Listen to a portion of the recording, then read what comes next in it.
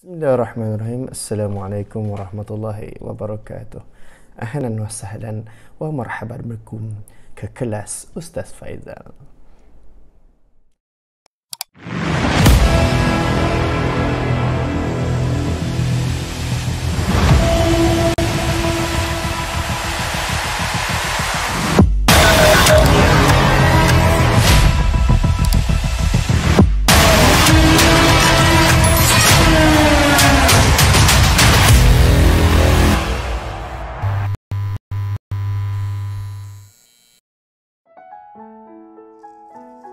Apa khabar adik-adik? Ustaz harapkan adik-adik dalam keadaan sihat sejahtera hendaknya.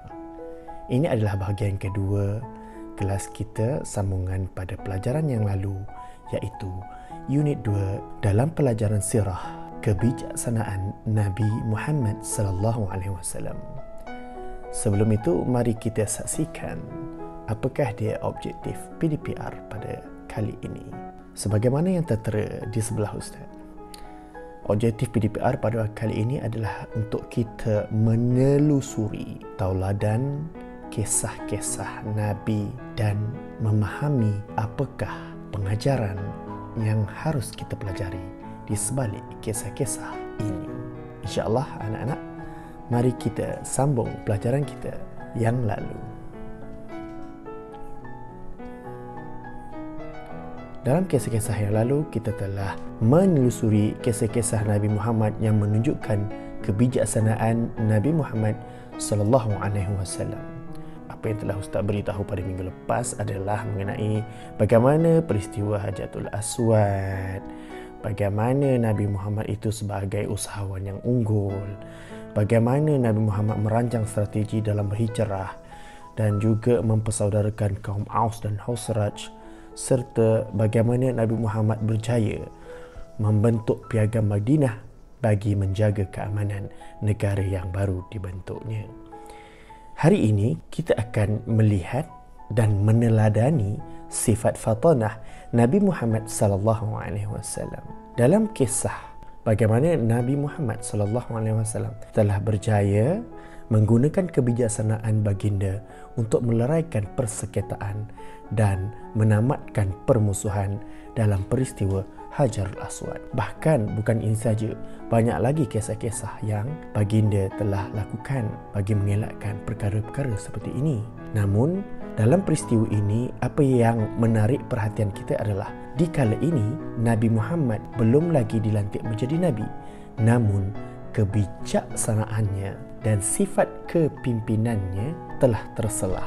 Melalui peristiwa tersebut dapat kita rumuskan bahawa Nabi Muhammad telah berusaha dengan bersungguh-sungguh untuk mendamaikan persengketaan yang boleh berlaku hingga menyebabkan kematian di banyak pihak. Ini harus kita teladani adik-adik. Tidak kira kita sebagai apa sekalipun jawatan kita, sama ada kita ketua kelas ataupun ketua murid ataupun kita hanyalah AJK kecil dalam persatuan kurikulum sebagai contohnya. Hendaklah kita ini menjadi orang yang sentiasa mendamaikan, kerana mengelakkan persengketaan itu adalah lebih baik. Bak kata pepatah, menang sorak kampung tergadai. Apa maksudnya? Maksudnya menang tak jadi apa-apa, tak dapat apa-apa, hanyalah membazir masa dan waktu. Kemudian dalam usaha Nabi menjadi seorang peniaga yang jujur. Sebelum Nabi dilantik menjadi Rasul, Nabi telah menjadi seorang peniaga yang jujur, di mana Nabi berdikari dan jujur dalam setiap pekerjaan yang dilakukannya.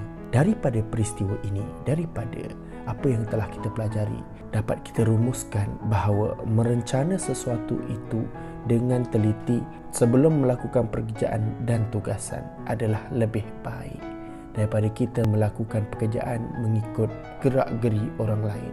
Maksudnya, kita buat kerja mengikut kehendak orang lain. Sepatutnya kita mempunyai perancangan dalam pekerjaan kita.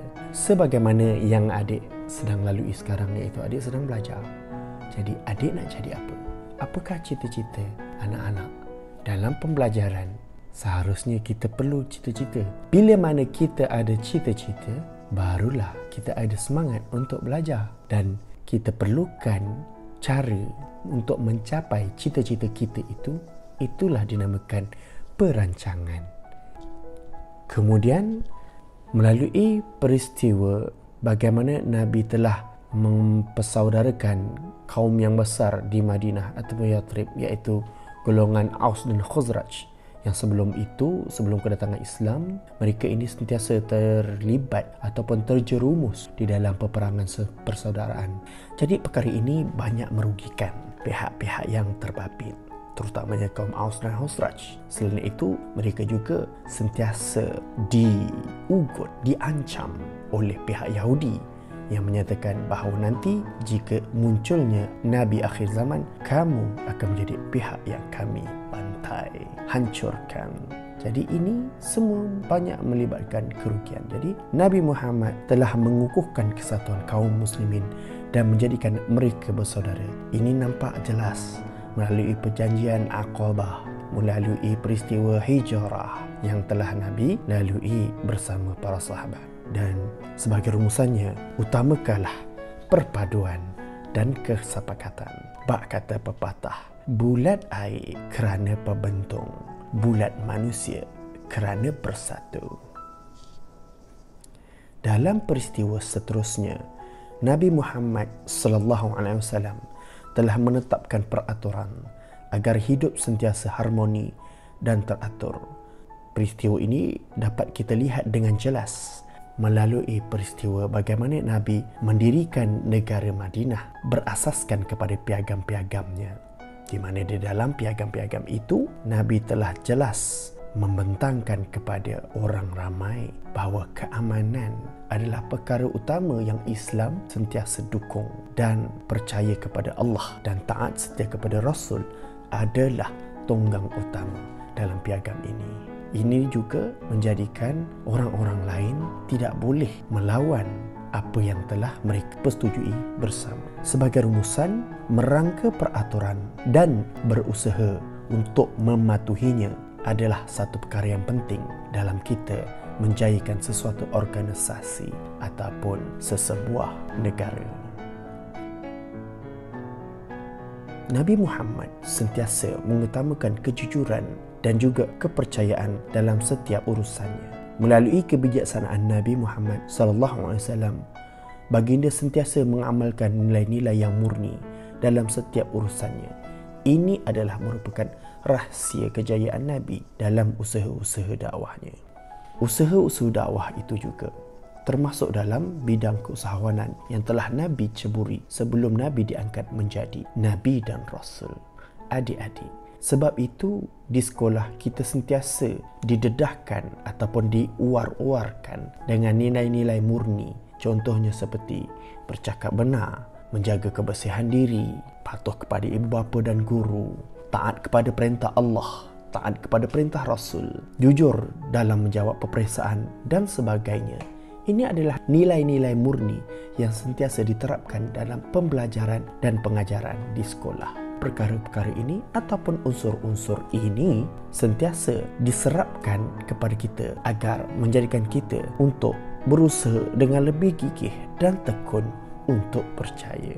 Adik-adik yang dirahmati Allah sekalian, Ustaz percaya dalam pelajaran sirah kali ini banyak yang telah kita peroleh pengajaran di sebalik peristiwa sirah nabawiyah yang telah kita pelajari tadi melalui aspek sifat fatonah Nabi ataupun kebijaksanaan.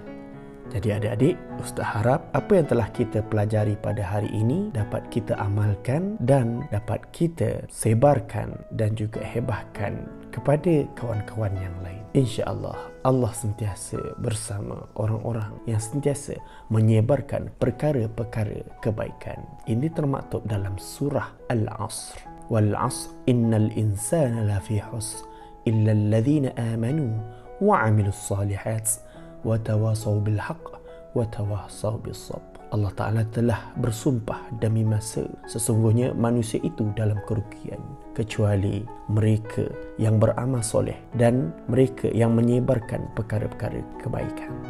Jadi insyaAllah adik-adik, tidak rugi kita menyebarkan perkara-perkara yang baik dalam kehidupan kita. Sampai sini dahulu. Ahlan wa sahlan. ke kelas Ustaz Faizal. Berjumpa kita di lain waktu insya-Allah taala.